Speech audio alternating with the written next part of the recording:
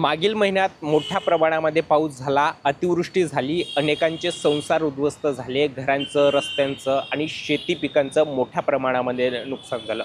जवळपास नांदेड जिल्ह्याचा विचार केला तर 1536 गावं यामध्ये बाधित झालेली होती आणि मनपा हद्दीचा विचार केला तर 20,000 घरांना जवळपास याची हानी झालेली आपण पाहिली।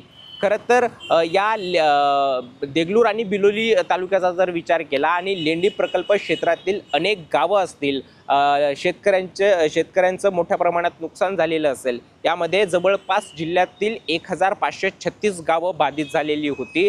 खरं तर जेव्हा ही परिस्थिती ओढवली होती त्यानंतर नेत्यांची अक्षरशः पाहणी करण्यासाठी रीग लागलेली आपण पाहिली। अनेक नेते जे आहेत ते पूरग्रस्त भागामध्ये पाहणी करण्यासाठी जात होती आणि त्यानंतर शेतकऱ्यांना एक आश्वासन देण्यासाठी आणि त्यांना दिलासा देण्यासाठी आम्ही तात्काळ मदत करू अशा पद्धतीचं आश्वासन सुद्धा दिलं जात होतं। विरोधी पक्षातली नेते असतील किंवा सत्ताधारी पक्षातील नेते असतील, हे सगळी जी नेते मंडळी असतील, हे या सगळ्या नेते मंडळींनी या पूरग्रस्त भागाची पाहणी केली, शेती पिकांचं नुकसान झालेल्या गोष्टींची पाहणी केली, अनेकांचे संसार उद्ध्वस्त झाले, घरामध्ये पाणी शिरलं, जीवनावश्यक वस्तू ज्या आहेत त्यांची नासधूस झाली, या सगळ्या गोष्टींची या नेते मंडळींनी पाहणी केली। अक्षरशः नांदेड जिल्ह्यामध्ये पाहणी करण्यासाठी नेत्यांची रीग लागलेली आपण पाहिली आणि आश्वासनांच्या फैरीसुद्धा आपण झाडलेल्या पाहिल्या, पण अद्यापही इथल्या शेतकऱ्यांना असेल, इथल्या नागरिकांना असेल, तात्काळ मदत मिळालेली नाही आहे। नेत्यांकडून सांगितलं जातंय की आम्ही वरच्या स्तरावरती मागणी करू एका विशिष्ट पॅकेजसाठी।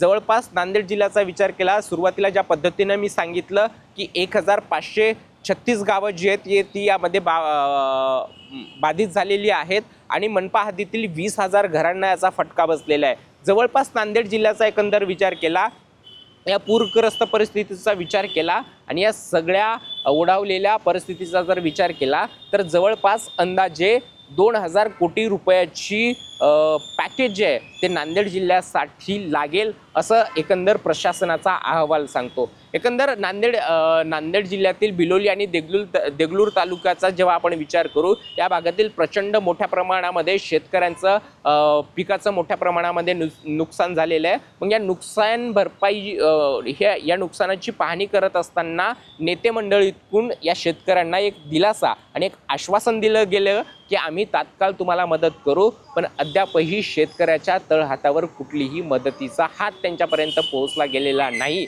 मग खऱ्या अर्थानं एकीकडं नेते मंडळी, विरोधी पक्षातली नेते मंडळी असो किंवा सत्ताधारी पक्षातली नेते मंडळी असतो, येतात, पाहणी करतात आणि मदतीचं आश्वासन करतात, परंतु थेट मदत शेतकऱ्यांपर्यंत पोहोचत नाही, हा सुद्धा महत्त्वाचा मुद्दा आहे। मग खऱ्या अर्थानं या सगळ्या गोष्टींचा विचार केल्याच्या नंतर इथली नेते मंडळी, इथल्या सर्वसामान्य माणसं असतील किंवा मग शेतकरी असतील, ज्यांच्याकडं कुठल्या नजरेनं पाहतं, आपण जर करता 2006चा विचार केला तर तत्कालीन पंतप्रधान मनमोहन सिंग आणि मुख्यमंत्री विलासराव देशमुख यांनी तात्काळ अतिवृष्टी 2006मध्ये झालेली होती आणि यांनी तात्काळ पाहणी केलेली होती, दौरे केलेले होते। मग आत्ताचं सरकार निर्दय झालं की काय, हा देखील या ठिकाणी प्रश्न उपस्थित होतोय। आता पाहावं लागेल की नांदेड जिल्ह्यात पूरग्रस्ती निर्माण झालेल्या भागामध्ये शेतकऱ्यांचं पिकांचं मोठ्या प्रमाणात नुकसान झालं, याकडे सरकार हे कुठल्या नजरेनं पाहतं आणि कधीपर्यंत